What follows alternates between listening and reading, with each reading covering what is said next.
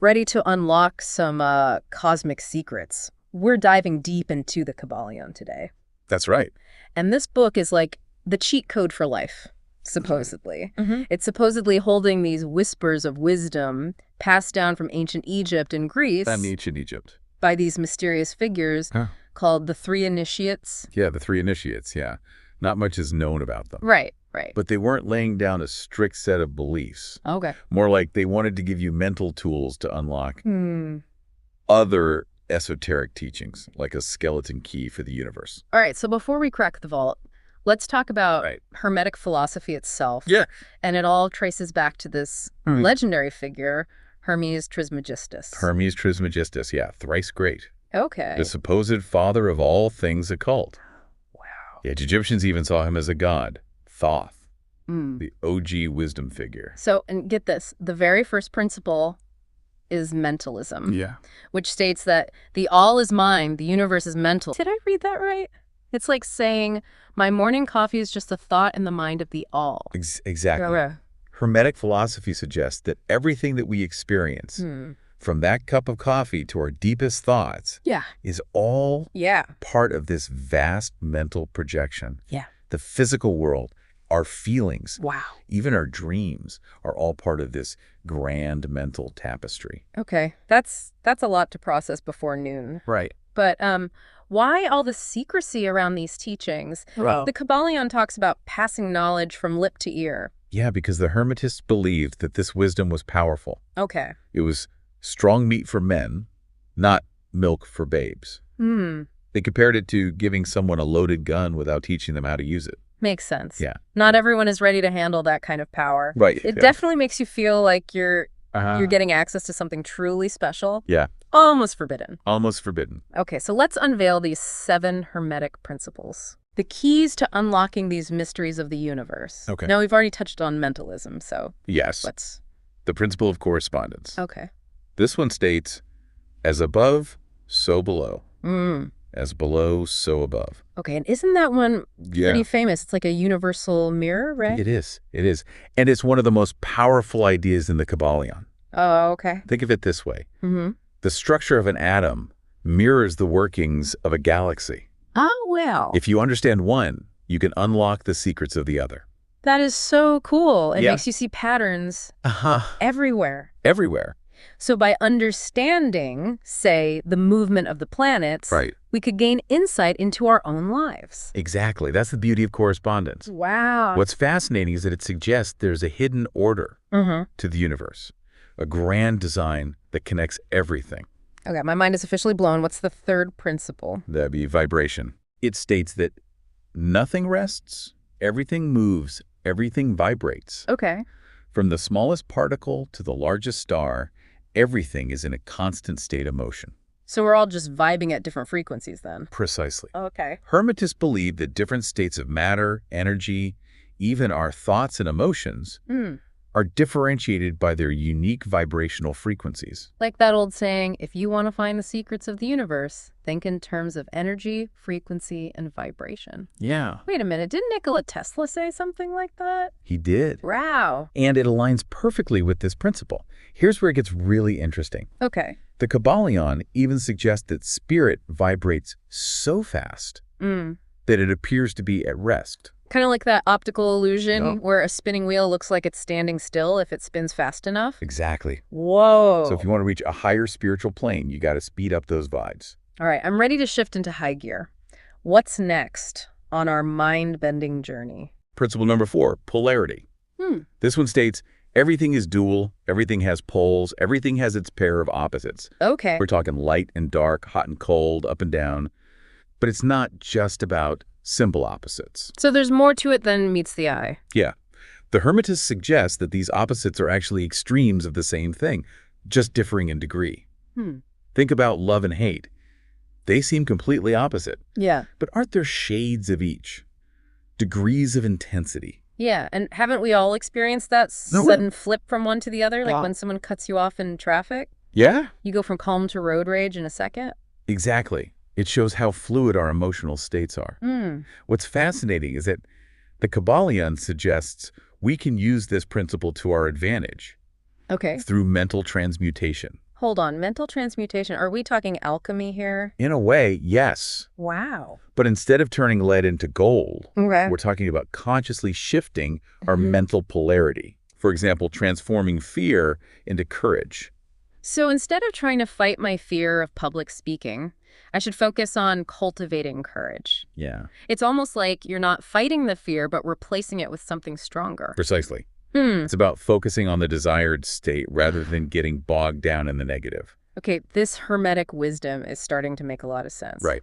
What's the next principle on our list? Principle 5 is all about rhythm. Okay. It states that everything flows out and in. Everything has its tides. Okay. We see it in the tides of the ocean, the seasons, Yeah. even the cycles of day and night. But the Kybalion takes it further, right? Got it. It's not just about natural cycles. It's about everything. Everything. Think about empires, relationships, Wow. even our own moods and energy levels. Everything has a rhythm, a natural ebb and flow. So we're all just riding the waves of these cosmic rhythms, whether we realize it or not. It makes you feel kind of powerless, like you're at the mercy of these forces. That's where the Hermetic masters come in. Okay. They believed that by understanding these rhythms, we could learn to master them, to become the surfer instead of the wave. Oh. They called this technique neutralization. So how do you become a cosmic surfer? Wow. It sounds pretty rad. It involves raising your consciousness above the unconscious plane where these rhythms are playing out. Imagine becoming aware of the cycles, but not being swept away by them. So like acknowledging that you're feeling down, but not letting that mood completely control you. Yeah. Knowing that it will pass. Precisely. It's about developing a sense of inner balance. Okay. Like a ship with a strong anchor, even in the midst of a storm. That sounds like a superpower I could really use. Yeah, yeah. What's next on our cosmic to-do list? We've got Principle 6, cause and effect. Okay. It states, everything happens according to law. Chance is but a name for law not recognized. Essentially, there are no accidents, just consequences we might not fully understand. So like spilling my coffee this morning wasn't bad luck. It was a result of a chain of events I probably didn't even notice. Exactly. Even something that seems random has a cause, even if it's hidden from our immediate awareness. Okay. The Hermetists believe that every thought, every action creates ripples that extend outwards, affecting the fabric of reality. So if every action has a consequence, we have a responsibility to be mindful of our choices, right? Absolutely. And this leads to an incredibly empowering idea. Okay. By understanding the laws of the universe, we can move beyond being mere effects and become causes ourselves. Wow. That's deep. Yeah. It's like saying we're not just pawns in the game. We can learn to play the game ourselves. You got it. Now ready for the final principle. Hit me with it. Principle 7 is gender. Okay. Now, before you jump to conclusions, this isn't about biological sex. Right. It states gender is in everything. Everything has its masculine and feminine principles. Okay, I'm intrigued. So everything has a masculine and feminine side. Think of it like yin and yang, the interplay of creative forces. The masculine, active, projective force interacts with the feminine, receptive, formative force. And this is happening on all levels of reality. From the creation of universes down to the workings of our own minds. No. The Kybalion suggests that understanding this principle is crucial for understanding creation, generation, and regeneration on all levels. I have a feeling we're just scratching the surface here. This is getting pretty deep. Yeah. So we've explored these 7 mind-bending principles, but what about this concept of the all? The Kybalion keeps mentioning it as the reality behind everything, yet also unknowable. Yeah. How can something be real but unknowable? That's the paradox at the heart of Hermetic philosophy. Okay. They believe the all is the source of everything, but it transcends our limited human understanding. Imagine trying to grasp infinity with a finite mind. So we're like little fish in a giant ocean, only able to perceive our little bubble of it. A perfect analogy. And here's where things get really trippy. Okay. The Kybalion suggests the universe is actually the all-else mental creation. Wait, you're saying the universe is like one giant thought? Yeah. My mind is officially blown. It's a lot to take in. Yeah. And this leads us to the divine paradox. The universe is unreal from the absolute perspective of the all. But we must treat it as real from our limited viewpoint. So it's like we're living in a dream, but we have to play by the rules of the dream while we're in it. Exactly. It's a balancing act. Yeah. We're safe within the all, but we still have to learn and play by the rules of the game. This is seriously making me rethink everything. Yeah. And we're only just getting started. I can't wait to dive into what else this book has to offer. Right. Yeah. All right, so we've explored these 7 mind-bending principles and glimpsed the vastness of the all. But the Kybalion, it isn't just about these grand cosmic concepts. Right. It's about how we can actually apply this wisdom to our everyday lives. You're absolutely right. Yeah. The Kybalion is packed with practical advice, almost like a user's manual for the universe. One of the most intriguing aspects is this idea of mental transmutation. Ooh, yeah, mental transmutation. Yeah. It's like alchemy for the mind, right? It is. Instead of turning lead into gold, we're turning fear into courage or procrastination into productivity. Exactly. Sign me up for that. But how does it actually work? Well, does the Kybalion give us specific techniques to try? It does. Okay. And they're surprisingly straightforward, though they do require some practice. Okay. One technique uses the principle of polarity. Okay. Remember how we talk about opposites being 2 sides of the same coin? Yeah, like how love and hate are just different degrees of the same emotional energy. Exactly. So let's say you're struggling with fear. Instead of trying to ignore it or push it down, the Hermetic approach would be to focus on cultivating its opposite, courage. So it's like shining a light into a dark room. Yeah. You don't fight the darkness, you just replace it with light. A perfect analogy. By concentrating on the positive pole, you raise your vibration and naturally transmute the negative energy. I can see how that would be much more effective than like white knuckling your way through fear. It's like working smarter, not harder. And the Kybalion doesn't stop there. Oh, okay. It offers another practical tip, using the principle of rhythm to your advantage. Everything flows in cycles, remember? Yeah. Well, the Hermetic masters figured out that by understanding these cycles, they could neutralize their negative effects. Instead of getting tossed around by the waves of emotion, they learned to surf them. So it's like acknowledging that you're in a slump, but knowing it's just a temporary phase and not letting it ruin your entire week. It's like learning to ride the waves instead of getting wiped out. Precisely. Yeah. It's about developing that inner stability and perspective. Knowing the pendulum always swings back. You know, this is making me think about like meditation and mindfulness practices. A lot of these Hermetic techniques sound similar to what I've learned in mindfulness.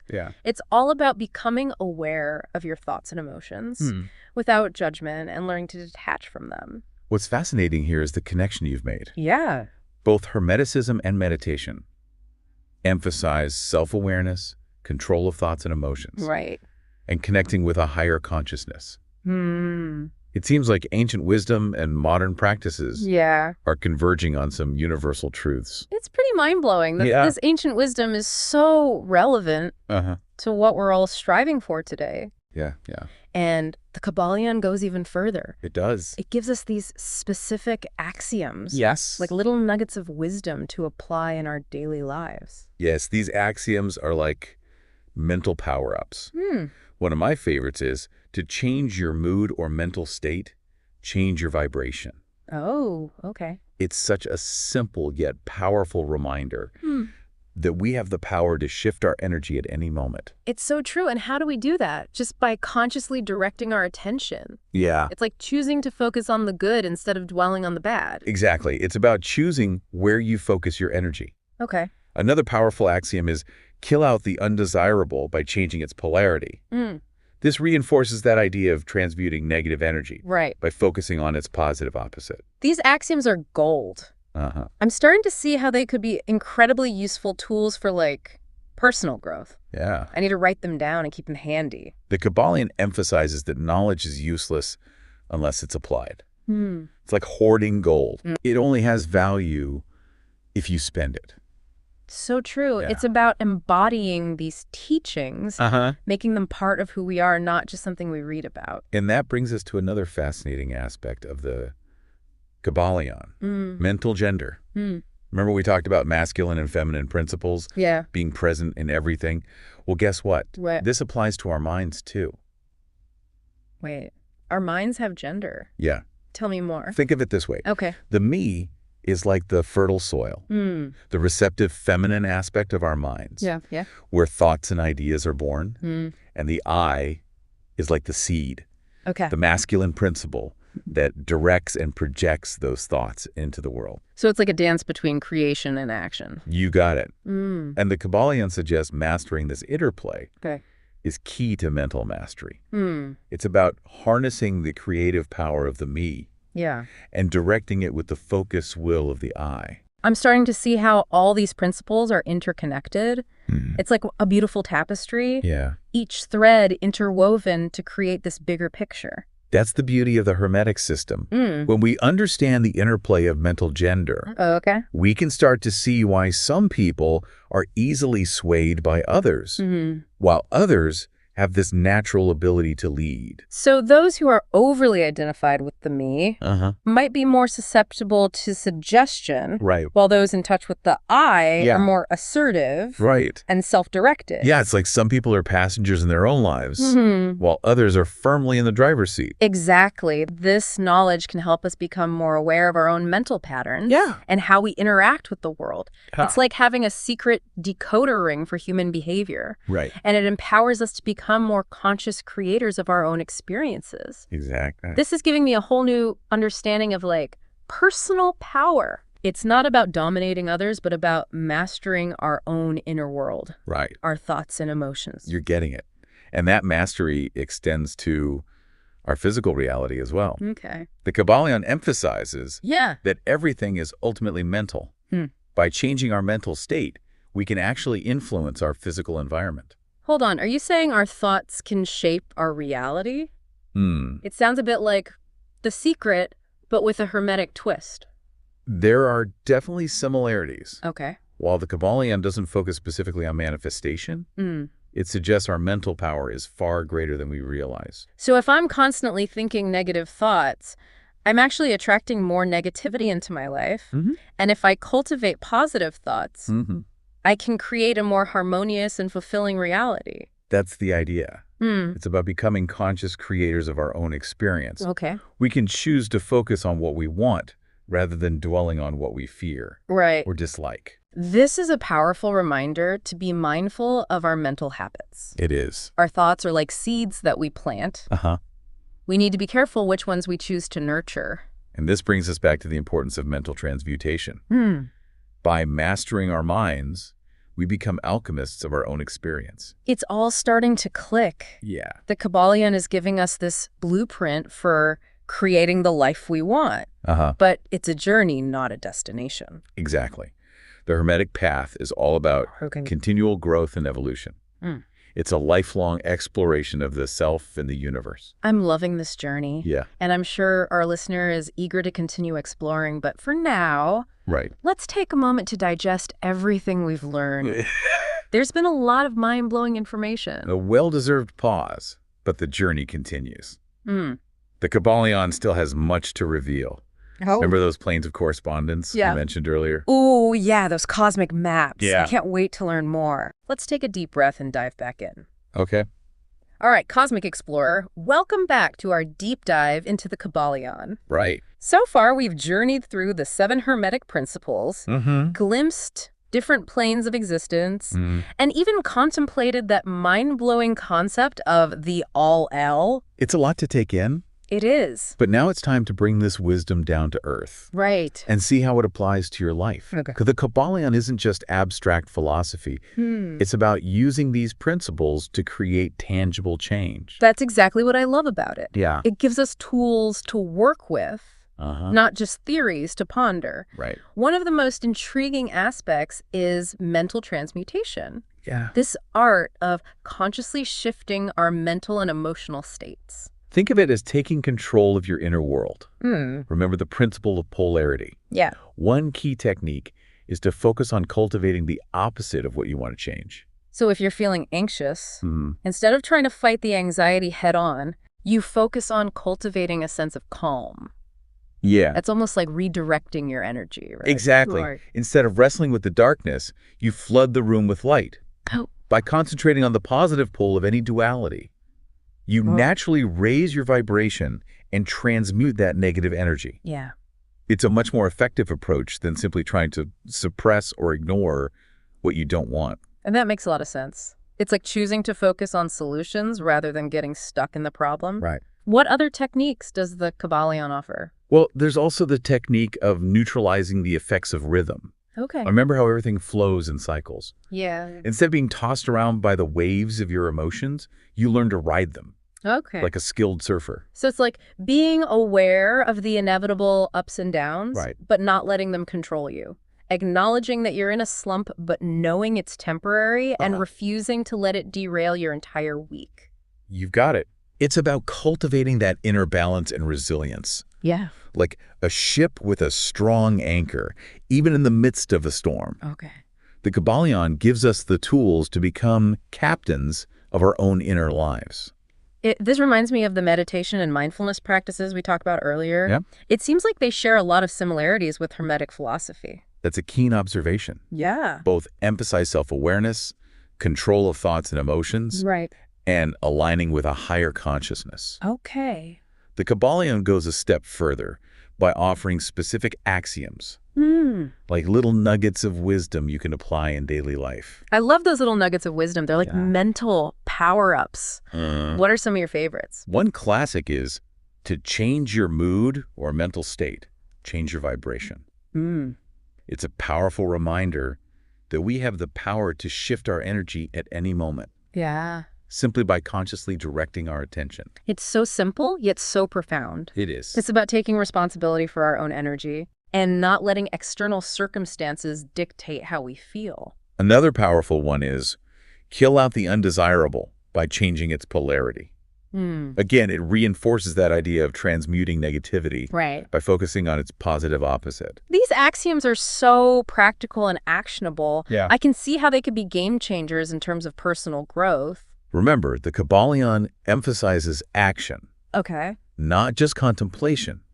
It's about taking these principles and putting them to work in your life. Our listener is all about turning knowledge into action. Good. I know they're already thinking about how to apply these principles to their own life. Speaking of taking action, Yeah. one of the most exciting possibilities the Kybalion presents is the potential to access those higher planes of existence.